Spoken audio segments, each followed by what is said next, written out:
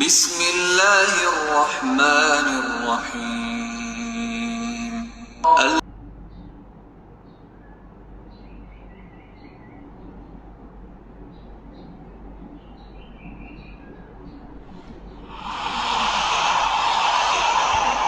Ammar TV.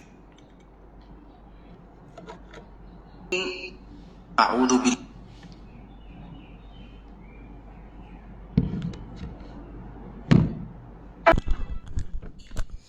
Subhanallah, subhanallah, subhanallah wa bihamdih, subhanallahil azim, subhanallah wa bihamdih, subhanallahil azim.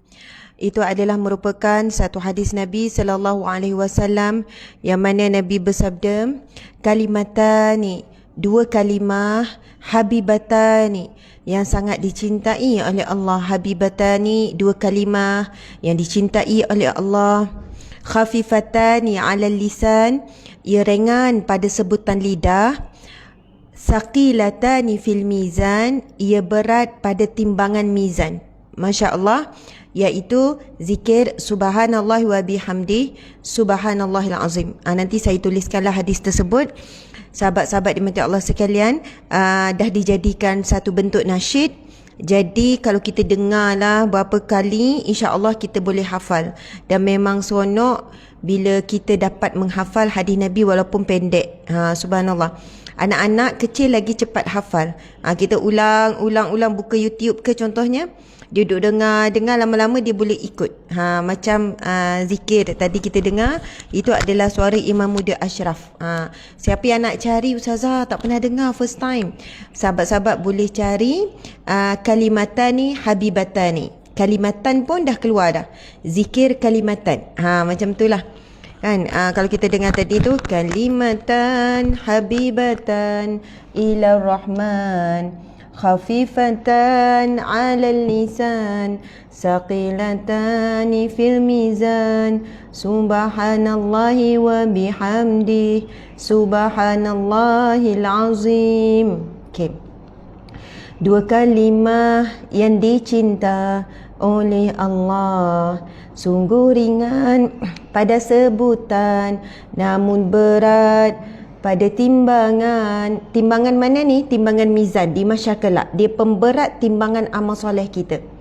Maha suci Allah dan pujian baginya, Maha suci Allah yang teragung. Subhanallah wa bihamdi, Maha suci Allah dan pujian baginya. Subhanallahil azim, Maha suci Allah yang teragung.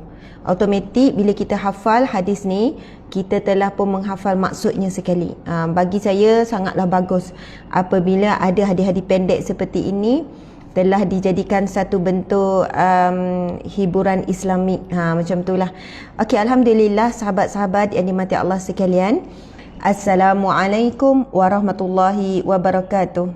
Masya-Allah. Okey, boleh jawab salam saya. Kemudian anda nyatakan anda daripada mana? Assalamualaikum, apa khabar? Anda daripada mana? 3 soalan saya. Subhanallah, saya beri salam, kemudian saya tanya apa khabar, dan kemudian saya bertanya anda daripada mana. Terima kasih ya kepada ada yang tuliskan di IG, Assalamualaikum Ustazah, salam dari Indonesia, sentiasa hadir setiap pagi. Terima kasih banyak kehadiran siapa ni ya? Saudara Abdul Rahman Aziz, kemudian Sri Rahayu, alhamdulillah, Maiki Idiyu, Mariam Saleh, makasih banyak, Aida Ayin, Hana Nurhana 78, Julili, Masyitah daripada Selangor, Syam Azlan, Syam Azlan, okey, Zahi, Rohaya Azwan, Yo Nunedi sedap suara. Tak, suara saya memang tak sedap. Kalau marah bebel tu sedap. Tapi kalau nasyid tu tak jadilah. Itu yang tak buat betul-betul tu kan. Buat main-mainnya. Okey, Eliana Zira Yusof, Fitri Susanti. Subhanallah, Fitri Susanti ni daripada mana ni? Noriwan, Masya Allah. Ada daripada Kelantan, Shah Alam, daripada Johor, Quran tagging. Okey, Mila Syamila dari Nilai, Ami Ismail. Okey, ramai lagi. Terima kasih sangat kepada sahabat di IG. Sekarang saya nak bacakan beberapa nama sahabat daripada FB. Okey, sahabat-sahabat daripada FB, Faizah Khanum Mustafa, Nur Aina Imran daripada Ampang. Alhamdulillah. Arif dan Liana is watching tu memang selalu. Ina Rafizan, Hamidah Osman, Nurul Muda daripada Puchong. Marhumah Hashim, subhanallah, sedap nama marhumah daripada Bangi. Musafir Senja. Okey, subhanallah, senja-senja musafir. Subhanallah, lagi kita tengok Zahilah Muhammad Nordin daripada Perth, Australia. Jauh, ada daripada Australia, sama hadir juga. Di Australia pukul berapa ni ya, Puan Zahilah Muhammad Nordin? Agak-agak pukul berapa sekarang? 9 suku pagi. Betul ke? 2 jam awal, 2 jam awal daripada kita. Betul ya, sana ada lebih kurang 9 suku pagi. Nur Hazlita, saya salam dari Singapura, Masya Allah. Kita tengok ada banyak. Terima kasih kepada sahabat di FB kerana selalu bagi star. Saya pun belajar-belajar juga bagi star. Star tu sebenarnya satu bentuk infak. Bila anda selalu bagi star tu, setiap star tu bernilai 5 sen. 5 sen Encik? 5 sen dolar, 5 sen dolar. Sama dengan berapa sen kita ya? Dalam 20 sen kita lah, hampir tak sampai. Satu star bernilai 20 sen. Ada orang bagi sampai 50 star. Kalau 20 sen kali 5 Encik, RM10. Ada yang bagi 100 star, ada yang bagi 50 star. Orang yang sama. Saya kira ya Allah, sekali hadir dia bagi dalam RM10 lebih kurang. Ada yang bagi RM5. Bila cukup tempoh, kami dapat nilai. Ada pernah dapat 2,000 satu bulan Encik. Ada yang dapat 4,000, 5,000. Macam semalam kita kumpul-kumpul dapat 4,000 lebih. Suami saya terus cakap, Alhamdulillah, terima kasih kepada tim yang berusaha, terima kasih kepada sentiasa bagi star. Sebab lepas tu suami terus cakap, okey, terus boleh bagi untuk bayar gaji. Sebenarnya itulah ikhtiar kami. Bila kita buat live apa, dapatlah star-star tu boleh menampung kecukupan untuk bayar gaji pekerja. Pekerja kami sangat ramai untuk sama-sama buat kerja kebajikan banyaknya untuk NGO dan juga kerja dakwah, dan kami ikhtiar usaha tak guna duit sumbangan orang ramai untuk bayar gaji pekerja. Jadi kami struggle macam-macam. Saya ni fikir macam-macam tuan-puan, nak menjual tu, nak menjual ni. Saya kata kat staff, Ustazah dah tak malu dah, Ustazah nak berniaga macam-macam. Niaga nak buat akok pun ada, tengah tunggu alat tu. Suami kata, nak jual akok pula, nak jual makanan. Yelah, sebab bahagian makanan je boleh berniaga. Kita ni yang ada galeri ni banyak tak boleh nak niaga. Macam-macam kita usaha. Saya kata saya tolak tepi dah, rasa malu apa semua. Sebab memikirkan ramainya yang mencari rezeki bersama-sama. Kadang-kadang mungkin ada orang ingat, oh majikan ni, saya kadang terasa bila ada yang sebut, oh majikan pentingkan diri. Majikan pentingkan diri. Saya tak pasti, mungkin ada betul majikan ni dia fikir untung dia je. Tapi jujurnya kami berniaga daripada hampir 1 tahun, kami tak dapat ambil apa-apa untung pun lagi. Semuanya dikembalikan untuk cover bayar gaji pekerja dalam 150k sebulan, 60 orang pekerja. Kemudian bila berlaku lockdown macam ni, jualan galeri turun sampai 80%. Jadi kami struggle dengan cara-cara yang lain. Dan setiap star, setiap sumbangan anda bagi, ia sangatlah besar bagi kami. Alhamdulillah. Okey, sahabat-sahabat yang dimati Allah sekalian, Alhamdulillah. Alhamdulillahirabbil alamin, wassalatu wassalamu ala asyrafil anbiya'i wal mursalin wa ala alihi wa sahbihi ajma'in. Terima kasih kepada semua yang hadir, sentiasa ada. Subhanallah, tiba-tiba banyak star. Sebelum ni tak kempen kan. Jadi kita kempen. Tiba-tiba star naik mendadak. Naik banyak sangat. Mungkin ada orang tak tahu fungsi star. Mungkin ada orang, fungsi star tu macam tu lah. Tekan star tu. Baru saya tahu. Saya sebenarnya baru tahu. Star tu rupanya kami akan dapat bayaran. Jadi sebab tu staff seronok. Terima kasih banyak. Subhanallah. Alhamdulillah. Okey. Sahabat-sahabat dimati Allah sekalian. Saya nak mulakan perkongsian pada hari ini dengan satu kisah yang berkaitan dengan seorang ulama salaf. Ia merupakan at-tabi'in, iaitu Imam Hasan Al-Basri. Imamul Hasan Al-Basri, ia merupakan at-tabi'in. Apa maksud at-tabi'in? At-tabi'in adalah golongan yang tidak sempat jumpa Rasulullah sallallahu alaihi wasallam, tapi dia sempat berjumpa dengan sahabat Nabi sallallahu alaihi wasallam. Dan dikatakan Imam Hasan Al-Basri ni sempat menyusu anak susuan kepada salah seorang isteri Nabi. Saya tak pasti isteri Nabi yang mana, tapi bukanlah yang terawal ni, yang akhir-akhir dah. Jadi sahabat-sahabat yang bertakwa sekalian, Imam Hasan Al-Basri ni adalah di kalangan at-tabi'in. Kalau at-tabi'in mereka ni tak sempat jumpa sahabat Nabi. Kita macam kalau nak conteng sikit, tak apalah, tak payah conteng lagi. Macam ni kan, sahabat Nabi dipanggil sahabat sebab sempat jumpa Nabi. Sempat jumpa Nabi dinamakan sahabat. Syarat jadi sahabat, jumpa Nabi walaupun sekali. Tapi kalau hidup bersama dengan waktu zaman Nabi, tapi tak pernah jumpa Nabi, tak disebut sebagai sahabat. Bila disebut sahabat, kita kena faham ia adalah mereka yang hidup sezaman dengan Nabi dan pernah jumpa Nabi walaupun sekali, dah disebut sahabat Nabi sallallahu alaihi wasallam. Setelah kewafatan Rasulullah sallallahu alaihi wasallam, ada golongan sahabat Nabi. Sahabat Nabi ni pula adalah orang-orang yang berjumpa dengan sahabat Nabi tapi tak sempat jumpa Nabi. Ini dinamakan at-tabi'in. Okey. Ada pula yang ketiga, iaitu disebut at-tabi'in. Dia tak sempat jumpa sahabat Nabi, tapi dia sempat berjumpa dengan orang yang pernah jumpa sahabat Nabi. Pening ke? Pening. Nanti saya conteng ya. Ini saya tak ready conteng lagi. Bukan tak ready sebab nanti kan pening. Kalau dah saya berdiri, saya akan berdiri saja. Jadi sementara saya duduk ni, nanti saya conteng. Sahabat-sahabat dimati Allah sekalian, bila sebut tentang Imam Hasan Al-Basri, kita terus terbayangkan at-tabi'in. Beliau tidak sempat jumpa Rasulullah, tapi sempat berjumpa dengan sahabat Nabi sallallahu alaihi wasallam. Suatu ketika, ataupun kita panggil mereka ini adalah ulama salaf. Salafi, ulama salaf. Ulama salaf ni adalah golongan terawal dan tak terpisah jauh. Para alim ulama yang tidak terpisah jauh dengan Rasulullah sallallahu alaihi wasallam. Itu tak terpisah jauh lah tu. Walaupun tak sempat jumpa Rasulullah, tapi sempat jumpa sahabat. Kalau tak sempat pun jumpa sahabat, sempat berjumpa dengan orang yang pernah jumpa sahabat Nabi.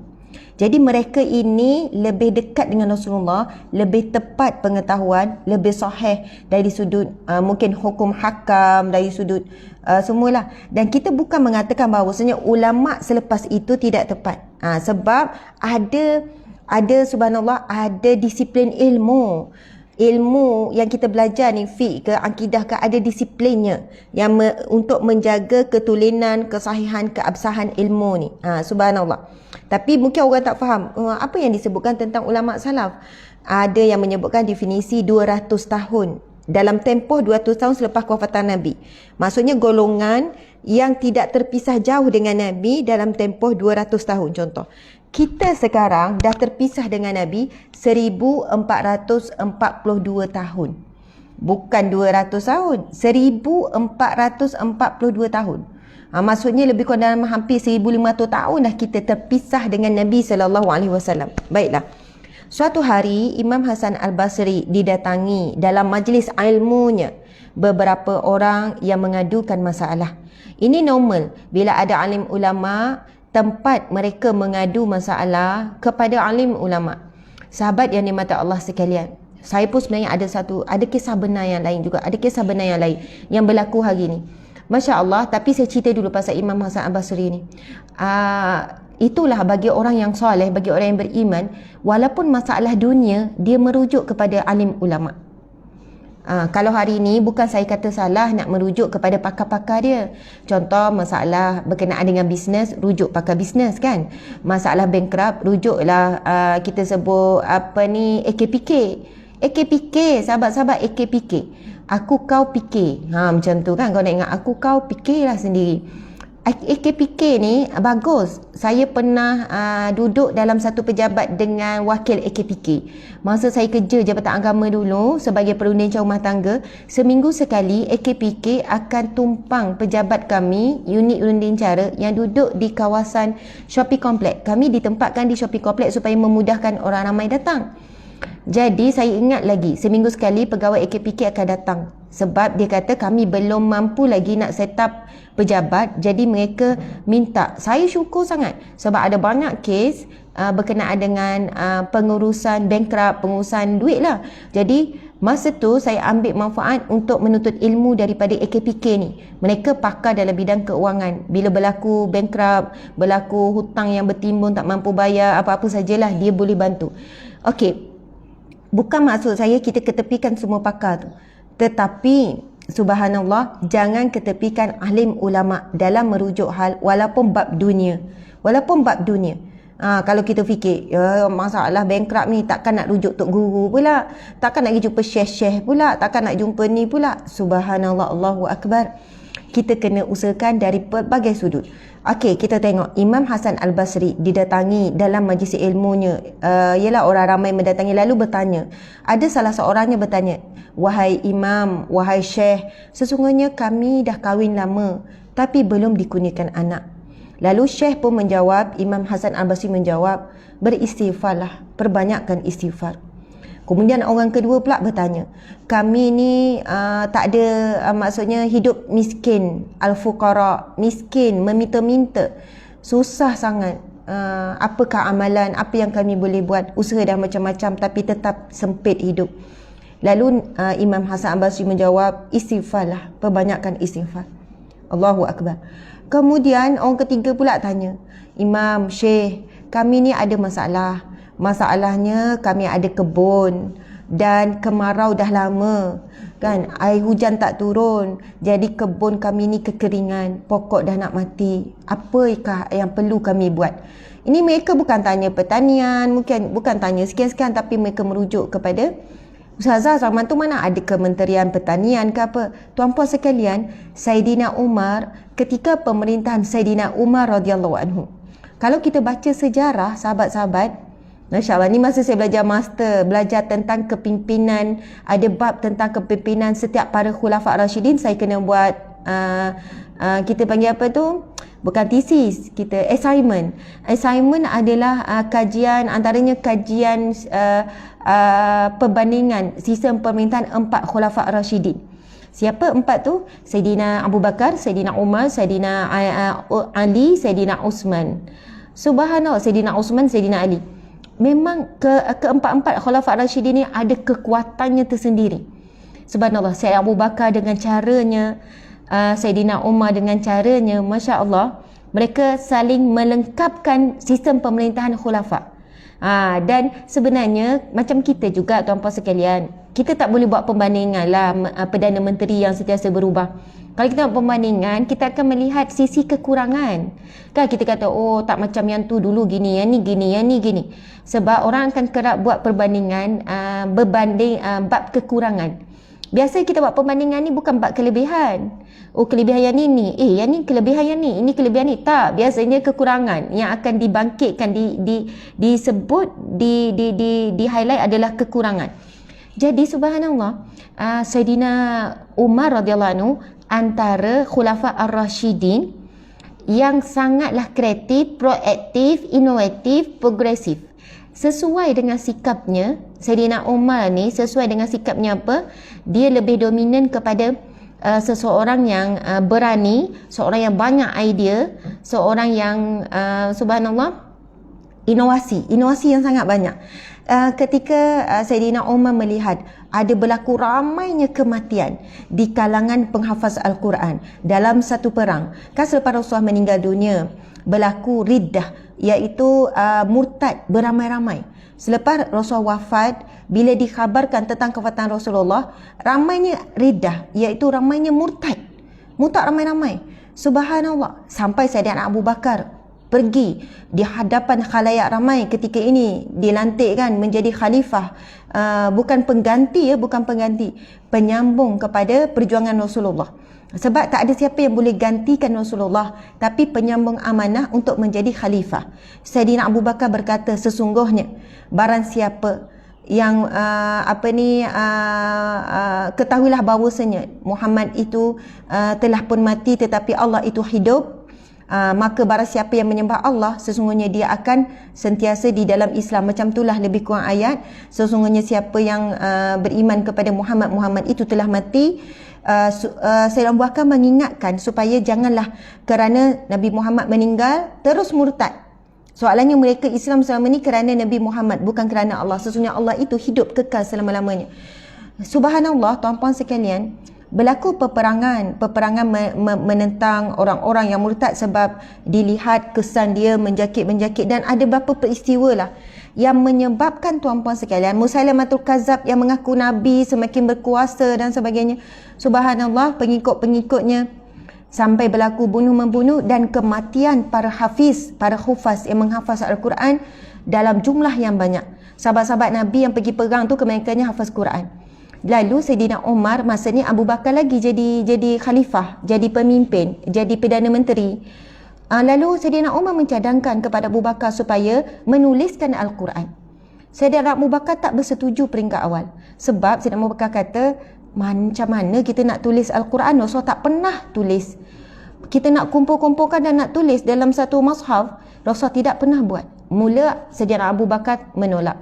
Lama-lama Sayyidina Umar datang lagi, meminta, wahai Abu Bakar, istikharah lah.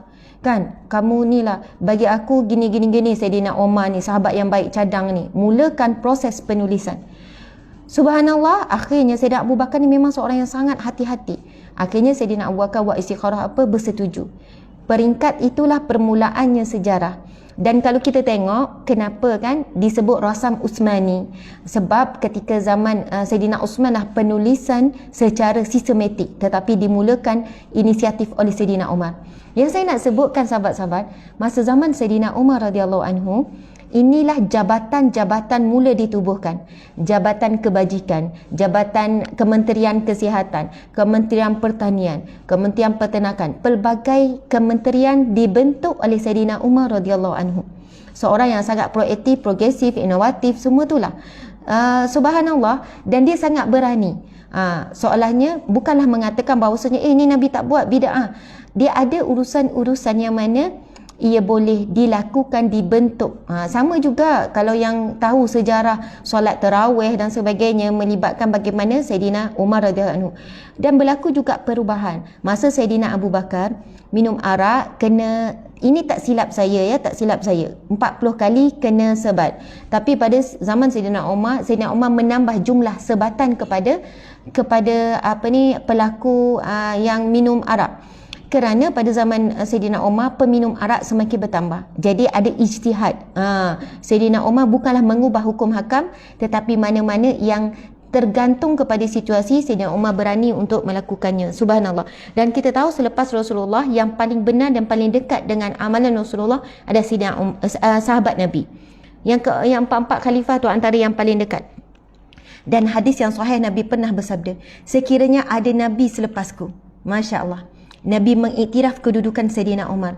Nabi kata, jika ada Nabi selepasku, Umarlah Nabi itu. Nabi kata, kalaulah selepasku ada lagi Nabi, maka Umarlah. Nabi bukan mengatakan ada Nabi selepas Nabi, cuma Nabi memuliakan dan memuji Sayyidina Umar radhiyallahu anhu. Sahabat-sahabat, kita tahu Rasulullah adalah orang yang paling utama, tapi Rasulullah seorang yang sangat menghormati, memuliakan para sahabat. Diceritakan, Masya Allah, Rasulullah SAW antara sahabat Nabi yang Nabi sangat hormati, iaitu Sayyidina Uthman bin Affan. Sayyidina Uthman bin Affan ni seorang yang lemah lembut, seorang yang santun. Pernah satu ketika bila berkumpul dengan para sahabat, sahabat ni sampai. Tiba-tiba bila Saidina Osman nak sampai, Rasulullah macam membetulkan diri, membetulkan duduk. Macam itulah. Sampailah salah seorang isteri Nabi, saya tengok Aisyah ke siapa, bertanya, "Ya Rasulullah, kenapa? Kenapa kamu berbeza bila Osman nak sampai dalam majlismu?" Rasulullah kata, Osman adalah orang yang aku malu dengannya kerana sifat tawadhu' ataupun kerana akhlak. Ada satu special akhlak Saidina Osman ni yang Rasulullah menyebutkan aku malu dengannya. Soalannya begitu. Maksudnya Rasulullah ni bukan bersikap dia yang paling utama, dia diva kita sebut kan. Dia lah kena hormati orang lain ni. Tak, Rasulullah memberi contoh yang sangat baik bagaimana Rasulullah mendapat penghormatan daripada sikapnya yang suka menghormati orang lain. Masya Allah, Allahu Akbar, Subhanallah, Allahu Akbar. Pernah ada pembesar dalam majlis Rasulullah mengambil seban, Rasulullah hampa. Kemudian sahabat bertanya Rasulullah, kenapa kamu buat begitu? Lalu Rasulullah mengajarkan para sahabat. Nabi kata, apabila ada orang yang utama di kalangan kamu, pemimpin, maka raikanlah. Umpama mafhum daripada cerita itu, Nabi menyampaikan satu adab. Memang bukan salah kalau ada orang-orang yang pemimpin, orang yang ternama, orang mulia di kalangan kita hadir dalam satu majlis, lalu kita raikan. Mungkin kita bagi tempat duduk, contohnya. Bukan kata, aku memang tak sukalah mentang-mentang dia pemimpin, dilebih-lebihkan, dia datang lambat duduk depan. Subhanallah, itu akhlak. Sebab seorang pemimpin ni, untuk jadi pemimpin, ia menempuh perjalanan yang sangat sukar. Kan, pengorbanan masa, tenaga, dan dia telah mengorbankan waktu sebahagian hidupnya adalah untuk orang lain. Itulah namanya pemimpin di kalangan rakyat. Kalau dalam keluarga tu lain. Ini orang kampung, ketua kampung pun sama. Kita nampak kita je pergi ngadu masalah. Rupanya sebelum kita dah ada 10 orang. Yang telefon, yang ngadu, yang jumpa depan, yang maki hamun pun ada. Kita tak tahu apa yang mereka lalui. Imam ke, sebab itu kadang imam masjid dihormati sikit. Dan itu adalah akhlak yang ditunjukkan oleh Rasulullah sallallahu alaihi wasallam. Memang Nabi menunjukkan contoh apabila ada pembesar, ada pemimpin, subhanallah, yang hadir, Rasulullah meraikan. Masya Allah, subhanallah. Akhirnya Rasulullah juga diraikan oleh pembesar-pembesar. Itu saya ni bila bercakap macam ni nak kait banyak kisah. Okey, tak apa. Sebenarnya kisah Imam Hasan Al-Basri tadi tak habis. Kita kembali semula Imam Hasan Al-Basri. Masya Allah, ya, tak silap malunya Sayyidina Osman mengalahkan malu seorang perempuan. Sebab itu Rasulullah malu dengan Sayyidina Osman. Subhanallah, terima kasih kepada Encik Salahuddin Amiruddin. Ya, tak silap saya asbab tersebut. Makasih.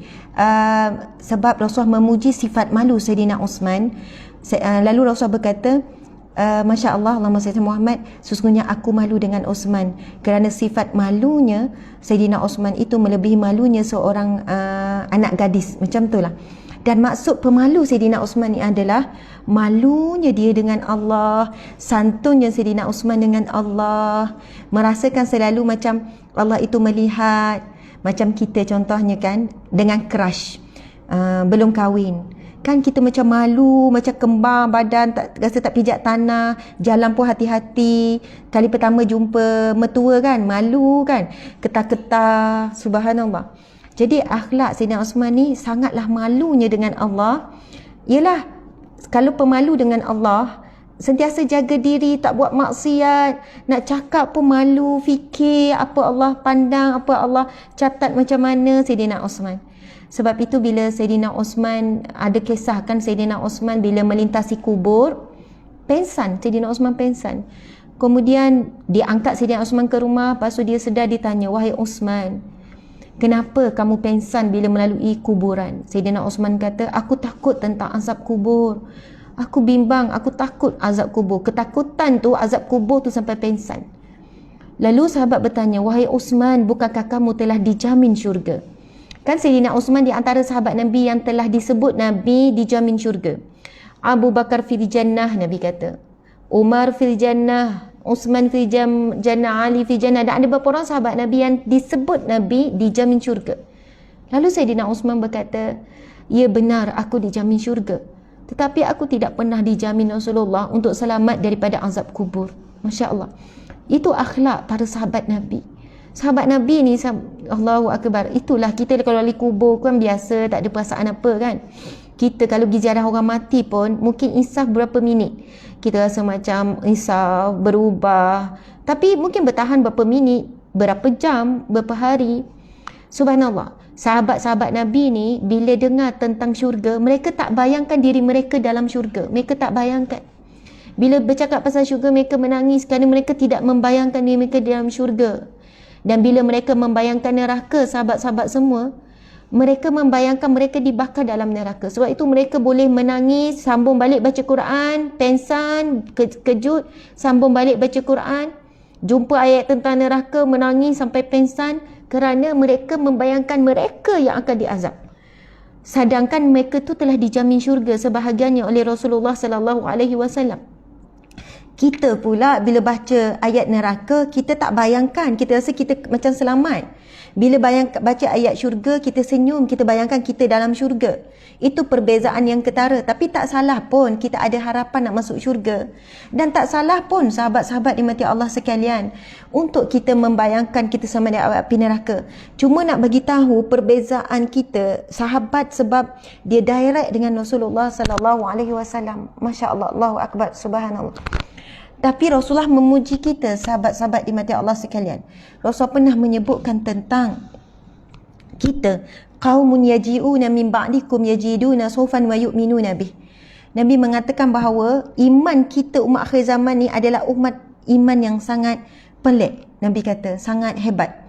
Sebab apa Nabi kata? Mereka qaumun yaji'una min ba'dikum, suatu kaum yang datang selepas kamu. Yajiduna sufan, ada pada mereka Al-Quran saja, wa yu'minuna bi, dan mereka beriman. Subhanallah, sahabat-sahabat di mata Allah sekalian, sahabat Nabi pernah jumpa Rasulullah, pernah tengok wajah Rasulullah, dengar suara merdu Rasulullah sallallahu alaihi wasallam, melihat sendiri wajah baginda, duduk dalam satu majlis, peluk Rasulullah sallallahu alaihi wasallam. Kelebihan sahabat Nabi kan. Kita tak pernah jumpa Rasulullah.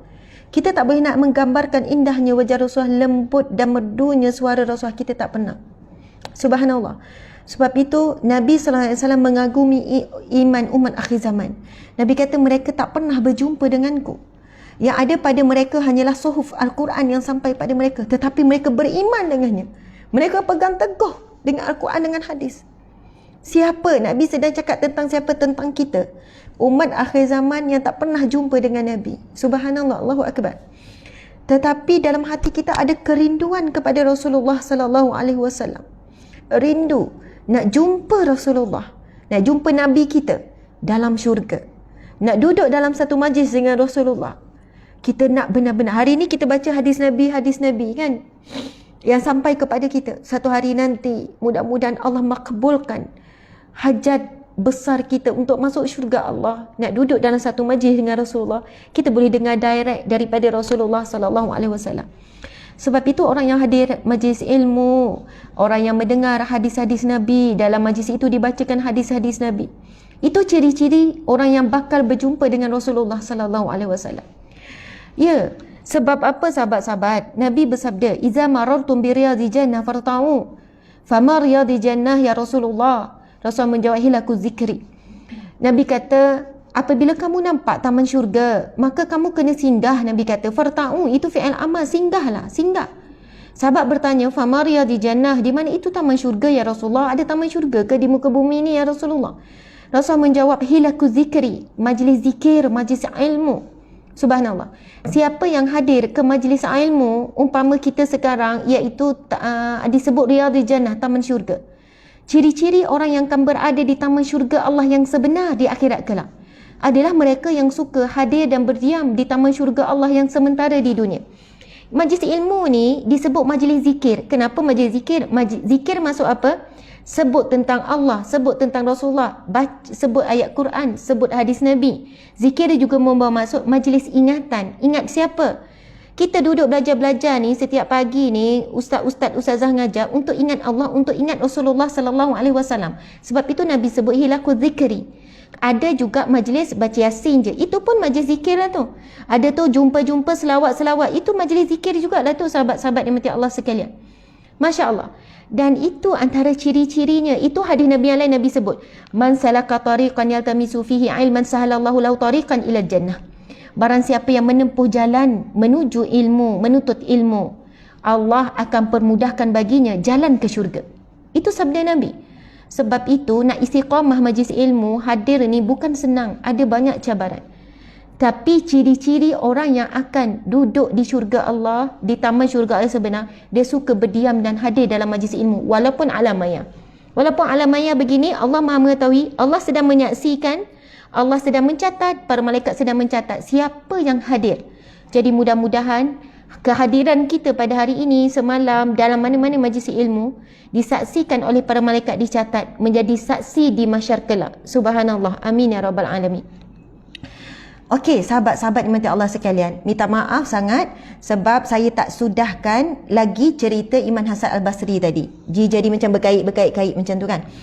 Imam Hasan Al-Basri ditanya 3 soalan orang yang hadir dalam majlisnya. Wahai Syekh, wahai Imam, aku dah kahwin lama tapi tak ada anak. Imam Hasan jawab, istighfarlah. Yang kedua tanya, aku hidup miskin, susah, melarat, sekian-sekian. Lalu Imam Hasan Al-Basri jawab, banyakkan istighfar. Kemudian yang ketiga pun tanya, wahai Syekh wa Imam Hasan Al-Basri, aku ada kebun, sekarang kemarau, lama tak turun hujan, jadi apa yang patut aku buat? Itulah orang-orang dulu kan rujuk kepada orang-orang soleh. Lalu Imam Hasan Al-Basri menjawab, istighfarlah. Subhanallah. Lalu orang ramai bertanya, wahai Imam, wahai Syekh, kenapa kamu suruh istighfar? Ini tajuk kita hari ni bab taubat ni. Kenapa engkau suruh istighfar sahaja, wahai Syekh? Kan semua masalah cadangannya, jawapannya istighfar. Lalu Imam Hasan Al-Basri membacakan firman Allah Subhanahu wa taala dalam surah Nuh ayat 10 hingga ayat 13. Sahabat-sahabat boleh cari, boleh buka surah Nuh ayat 10 hingga ayat 13. Imam Hasan Al-Basri menjawab, subhanallah, saya sebenarnya terkejut. Ini kali pertama dapat star paling banyak, 25,822. Terima kasih banyak. Setiap sen, 1 star bernilai 5 sen. 5 sen dolar. Ia sama lebih kurang 20 ringgit. 20 sen. 20 sen. Jadi setiap star yang anda bagi melalui FB ni, ia sangatlah membantu gak kerja dakwah kami. Itu antara backup kami untuk bayar gaji staff.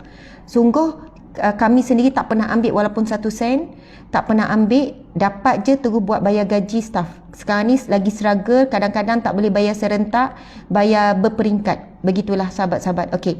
Subhanallah. Lalu Imam Hasan Al-Basri membacakan firman Allah Subhanahu wa taala yang bermaksud surah An-Nuh ayat 10 hingga 13. Yang bermaksud, mohonlah ampun kepada Tuhanmu, fastaghfiru.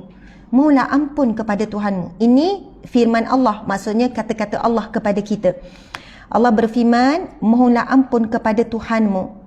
Sesungguhnya, encik boleh tak cari ayat tu? Surah Nuh ayat ke-10. Mohonlah ampun kepada Tuhanmu. Sesungguhnya dia adalah Maha Pengampun. Masya Allah. Dia Maha Pengampun. Nescaya dia akan mengirimkan hujan kepadamu dengan lebat dan memperbanyakkan harta dan anakmu dan mengadakan untukmu kebun dan mengadakan pula di dalamnya untukmu sungai. Mengapa kamu tidak percaya akan kebesaran Allah Subhanahu wa taala? Sahabat-sahabat dimati Allah sekalian, bayangkan semua soalan yang ditanya tadi tu berkenaan tak ada anak, berkenaan dengan kebun yang kekeringan, kemarau, berkenaan dengan kesempitan hidup. Lalu Imam Hasan Al-Basri menjawab semuanya dengan istighfar. Kemudian bila ditanya, wahai Syekh, kenapa semuanya istighfar? Lalu Syekh menjelaskan, menyebutkan firman Allah Subhanahu wa taala. Ini saya bacakan firman Allah, ayat dia sekali. Bismillahirrahmanirrahim. Faqultu astaghfiru rabbakum innahu kana ghaffara.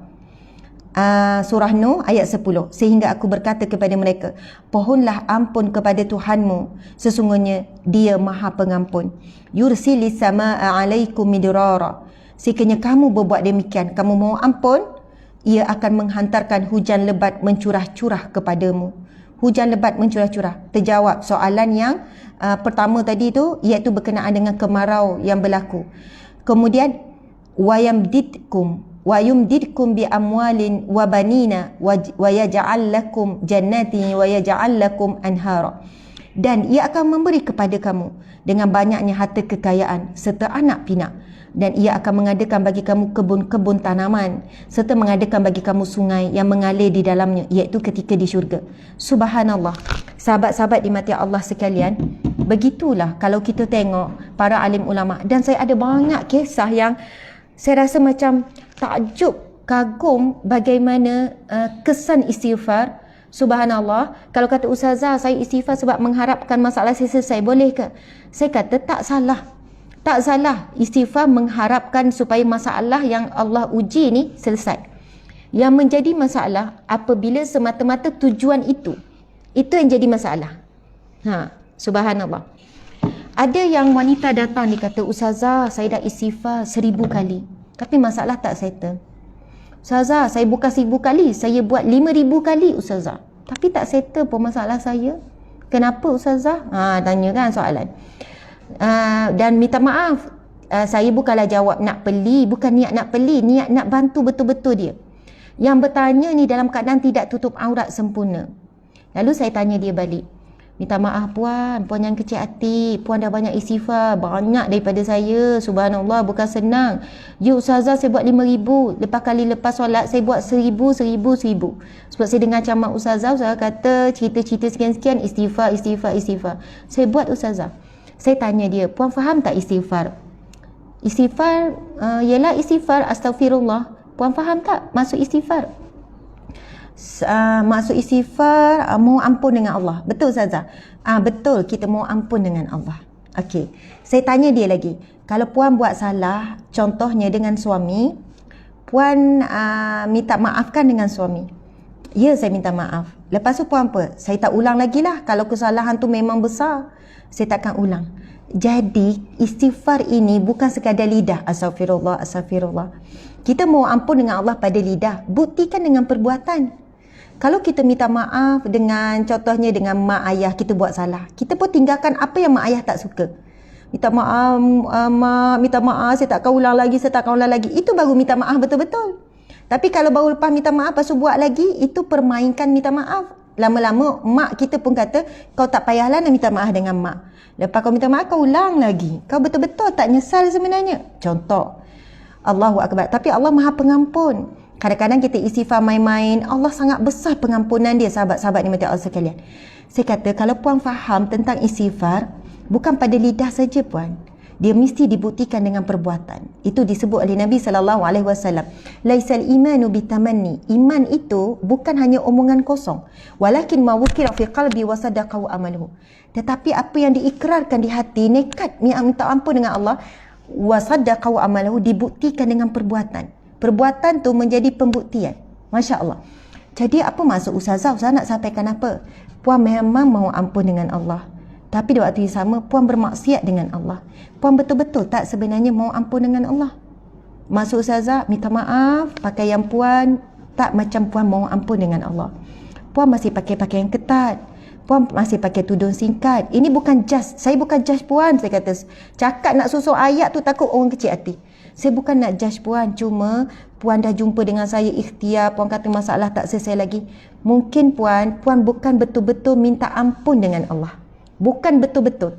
Puan mohon ampun mungkin dengan niat paling utama sebab mengharapkan masalah selesai. Jadi, ini bukan udang di sebalik mi dah. Memang udang jelas-jelas. Mi pula duduk sebalik udang. Soalannya macam tu lah. Subhanallah. Salah ke ustazah? Saya istighfar sebab mengharapkan masalah saya selesai. Allah akan penyelesai. Tak salah. Tak salah. Tetapi alangkah baiknya kita meminta dengan Allah, mengharapkan masalah kita selesai dalam keadaan kita mengakui hakikat diri kita ini berdosa, kita lemah, dan kita betul-betul menghinakan diri, memohon ampun dengan Allah, dan kita buktikan kesungguhan minta ampun tu dengan perbuatan kita. Dia kata, ustazah, saya jelaskan lagi supaya tak sakit hati. Dia tak kecil hati. Saya kata macam, ustazah, saya akan cuba ustazah. Sebab patutlah saya rasa macam istighfar tu lama-lama saya tak rasa manis. Saya rasa macam, lama saya rasa macam nonsense. Habis 1000 tapi tak rasa apa-apa. Tuan, saya kata, puan, syaitan pun boleh istighfar. Bahkan syaitan kan, jin, rasuk manusia pun boleh baca Al-Quran. Jadi kita tahu kok kita ni di kalangan yang mempermainkan istighfar. Saya takut juga nak sebut ayat ni, tetapi itulah hati saya nak sampaikan. Kalau kita mohon istighfar dengan Allah disertai dengan rasa menyesal, ini kita masuk bab taubat ni. rasa menyesal, dan antara ciri-ciri istighfarnya diterima oleh Allah, dia mula meninggalkan maksiat. Subhanallah. Apa itu maksiat? Maksiat apa-apa yang dilarang oleh Allah, itulah maksiat. Bukannya peluk-peluk, bukan mahram, peluk-peluk laki perempuan maksiat. Bukan hanya maksiat itu ni. Apa-apa larangan Allah dibuat itu maksiat. Mengumpat itu maksiat. Mengeji itu maksiat. Dedah aurat itu maksiat. Pegang tangan ajnabi itu maksiat. Apa-apa bentuk kita buat, apa larang Allah kita buat, itu maksiat. Saya kata, puan cuba ya, puan cuba. InsyaAllah Ustazah, saya akan baiki diri saya akan baiki diri saya. Subhanallah, tuan-puan dan Allah sekalian, tak lama, dalam berapa lama dia jumpa Ustazah, subhanallah, manisnya Ustazah, manis sangat istighfar yang saya sebut sekarang, walaupun tak capai 1000. Kadang dalam keadaan 10 tu saya dah nangis dah. Astagfirullah.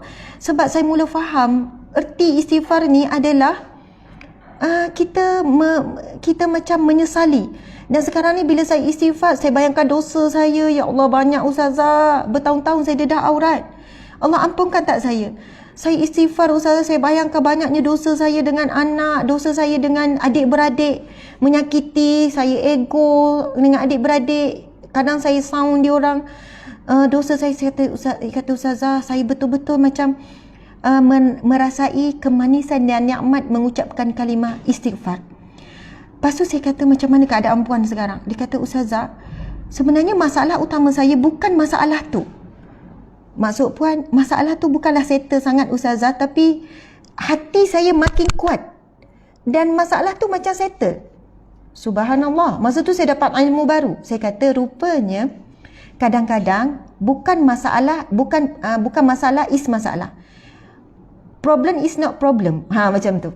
Masalah masih lagi tak settle, tetapi hati dah semakin kuat, masalah bukan masalah lagi dah. Dia kata, Ustazah, kalau dulu saya ni masalah kecil jadi besar. Saya susah nak redha, memberontak dengan Allah. Entahlah Ustazah, hati saya macam keras. Sikit-sikit nak salahkan orang, sikit-sikit macam ni. Subhanallah, rupanya masalah yang saya anggap masalah tu bukanlah masalah. Masalah yang besar dah diri saya ni, yang sombong dengan Allah, yang tak mengakui dosa, yang istighfar dan merasakan bahawasanya istighfar saya diterima oleh Allah.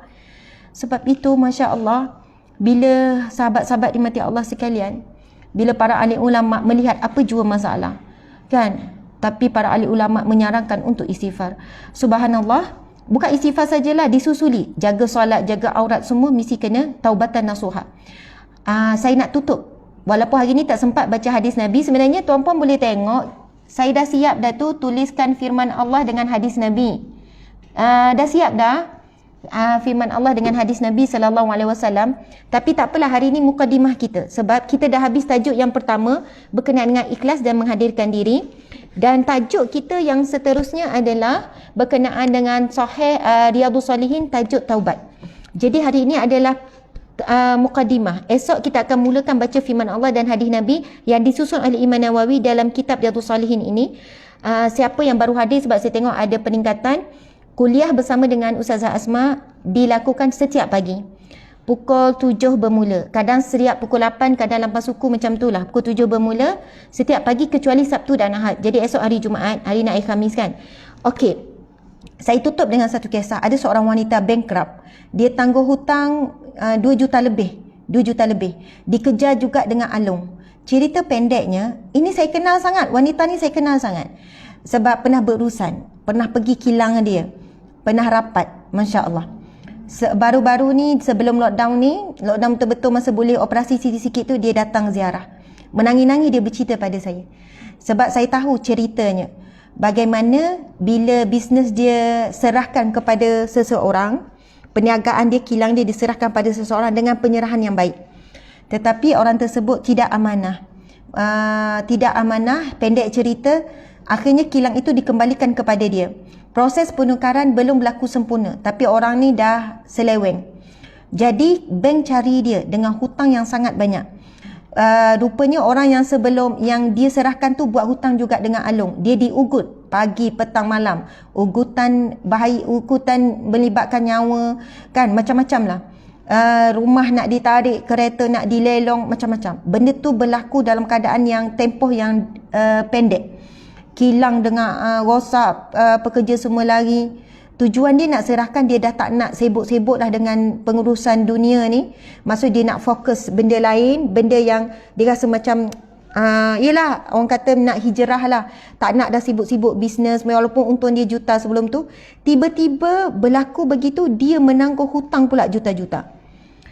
Lepas tu dia kata, Ustazah tahu tak? Dia pegang saya, dia kata, Ustazah nak tahu, Asma nak tahu tak apa yang berlaku pada akak? Dia kata, akak pergi menuntut ilmu dengan macam-macam pakar. Pakar ni lah, dia sebut lah. Okey lah, pakar ekonomi ni, pakar itu, pakar kewangan ni, pakar kewangan ni. Akak tak dapat jalan. Bayar mahal-mahal nak selesaikan masalah akak ni. Tapi satu hari akak pergi jumpa seorang guru. Pergi jumpa seorang syekh.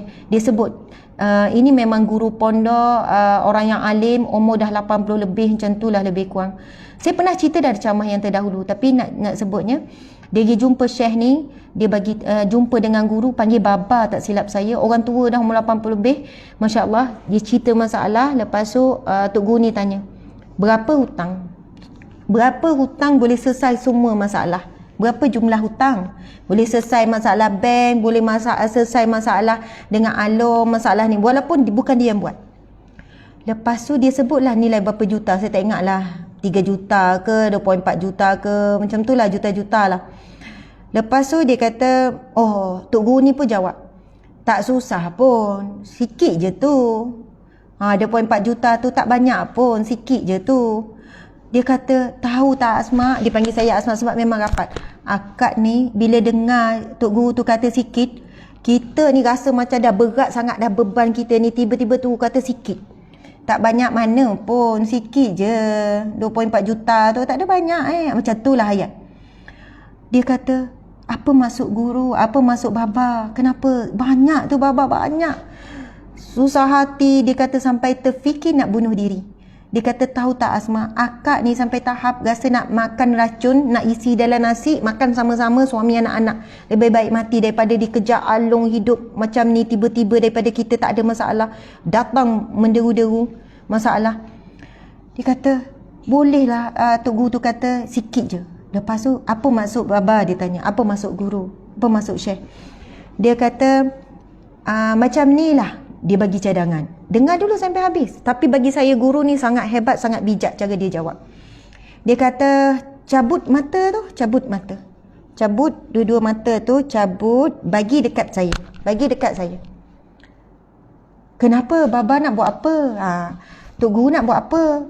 Kenapa nak ambil mata saya? Nanti saya jual.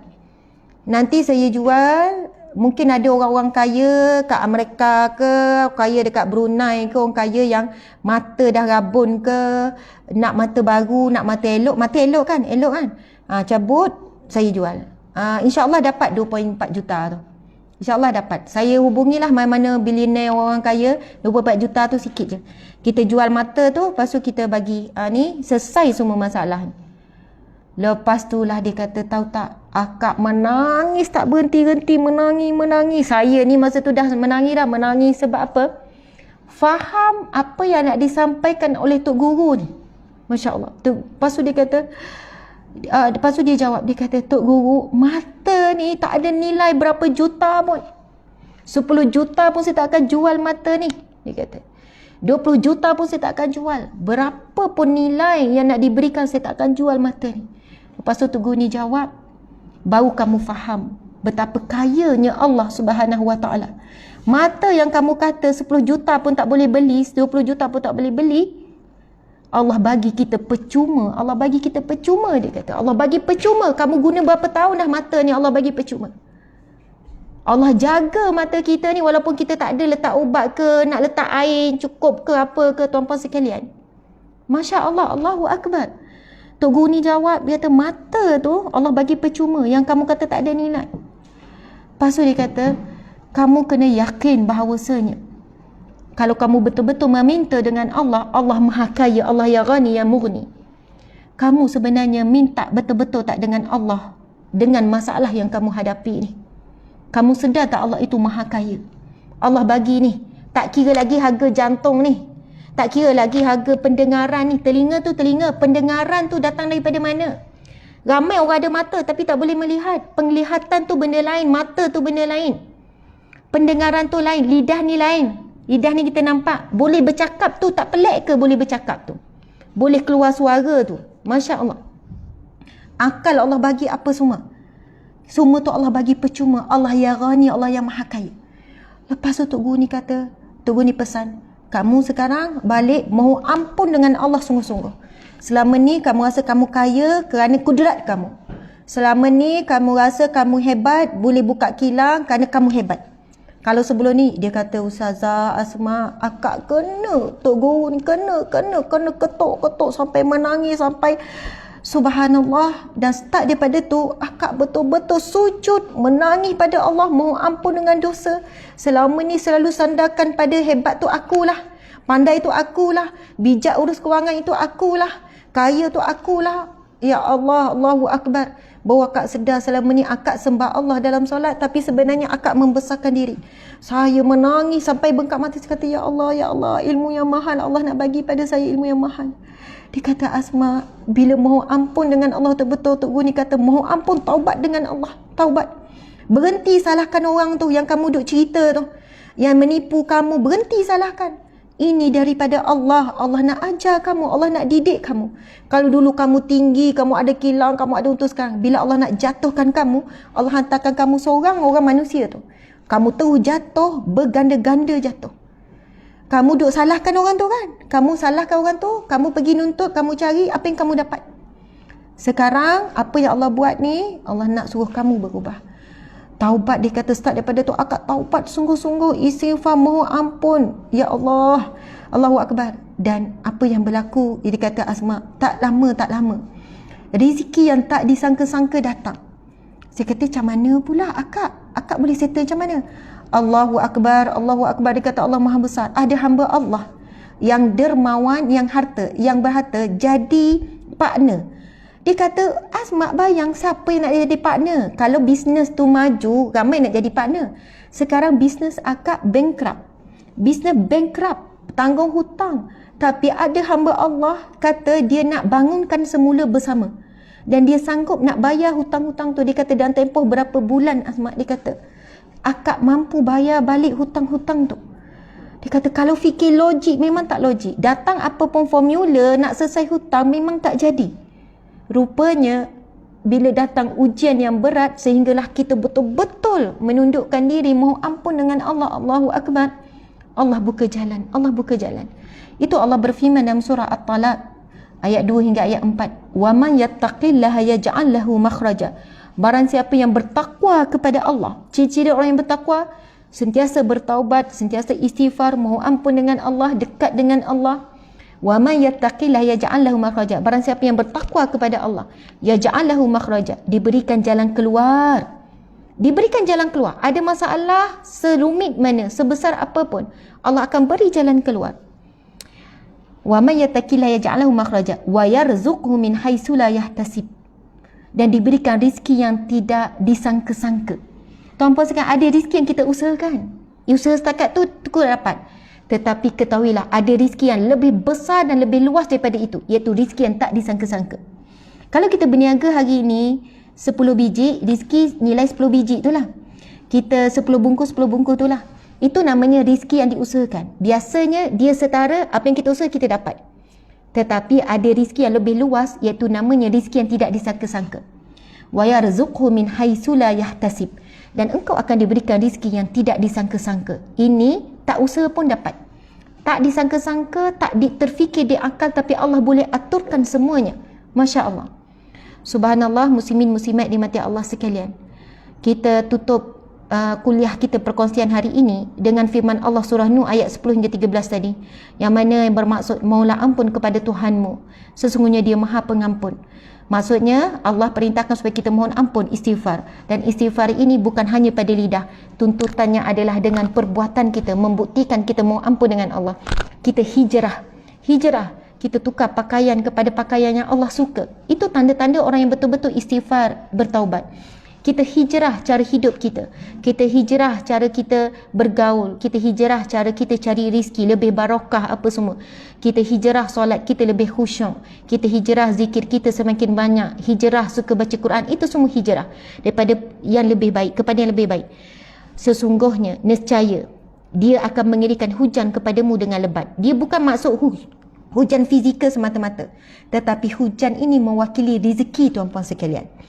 Dan membanyakkan harta. Allah akan kurniakan kita harta benda dan anak pinak, dan mengadakan untukmu kebun, dan mengadakan pula di dalamnya untukmu sungai. Mengapa kamu tidak percaya akan kebesaran Allah? Mula-mula Allah suruh minta ampun. Kemudian Allah kata, kalau kamu mohon ampun, kalau kamu buat demikian, kamu dikurniakan anak pinak, kamu dikurniakan rezeki, kamu akan dikurniakan hujan yang lebat turun. Dan kenapa Allah tanya, mengapa kamu tidak percaya akan kebesaran Allah Subhanahu wa taala? Subhanallah. Alhamdulillah, muslimin muslimat dimati Allah sekalian. Sekadar itulah perkongsian kita pada hari ini. Saya mohon maaf salah dan silap. Harap tidak salah faham dengan penerangan perkongsian saya. Mungkinlah dari sudut penyampaian kurang tepat dan sebagainya, saya mohon maaf. Harap memahami, kena dengar daripada awal sampai akhir. Saya ucap terima kasih kepada semua yang hadir. Dan hari inilah jumlah star yang paling tinggi, hampir 40,000. Dan setiap star bernilai 5 sen. Subhanallah. Maka semua star itu kami akan manfaatkan untuk kerja dakwah, kerja amal. Subhanallah, Alhamdulillah. Subhanallah, ada sahabat kita berniaga, kita support, dan seterusnya. Kami ingin mengajak sahabat-sahabat untuk melakukan ibadah korban bersama dengan kami. Comel kan, gambar lembu, kambing, biri-biri. Buat ibadah bersama dengan kami dalam negara dan luar negara, Masya Allah. Sebab sasaran kami untuk membantu asnaf fakir miskin yang kami santuni. Sangatlah besar harapan tersebut. Anda boleh memilih korban dalam negara atau luar negara. Kalau ada yang tak mampu, Ustazah saya tak mampu nak buat korban, tapi saya nak menyumbang, pun boleh. Contohnya ada orang sumbang untuk korban RM20. Itu namanya sumbangan, tapi bukan ibadah korban. Dia sumbang RM20. Kumpul-kumpul kami akan kira satu bahagian. Adalah niat tu, niat seorang lah untuk satu bahagian contohnya. Kita agihkanlah kepada asnaf fakir miskin. Jadi subhanallah, boleh tekan nombor ibadah korban tu. InsyaAllah, mudah-mudahan Allah terima amal soleh kita pada pagi ini. Allah satukan kita di syurganya kelak. Jangan lupa pagi besok jam 7 pagi, setiap pagi insyaAllah. Sekian, saya sayang semua kerana Allah, kerana Rasulullah sallallahu alaihi wasallam. Kita tangguhkan majlis ilmu kita dengan tasbih kafarah dan surah Wal-Asr. Bismillahirrahmanirrahim. Subhanakallahumma wa bihamdika asyhadu an la ilaha illa anta astaghfiruka wa atubu ilaih. Bismillahirrahmanirrahim. Wal 'asri innal insana lafi khusr illa allazina amanu wa 'amilus solihat wa tawasaw bil haqqi wa tawasaw bis sabr. Sadaqallahul azim. Masya-Allah. Sahabat-sahabat, saya terlintas nak tambah sikit kawan saya yang saya cerita tadi tu. Sebelum ni lain penampilan dia, bila jumpa saya memang berbeza sangat. Penampilan dia sebelum ni macam, saya tak payah cerita lah macam mana, tapi bila saya jumpa selepas masa dia cerita tu, dia pakai tutup aurat dengan sangat baik. Dia pakai niqab, Masya Allah. Saya tahu dia benar-benar memaksudkan erti taubat, istighfar semua tu. Dia benar-benar memaksudkan, bukan pada lidah, dengan perbuatan juga. Masya Allah. Terima kasih semua. Assalamualaikum warahmatullahi wabarakatuh. Jangan lupa untuk sama-sama korban dengan kami NGO Sahabat Amal Care. Masya Allah. Assalamualaikum.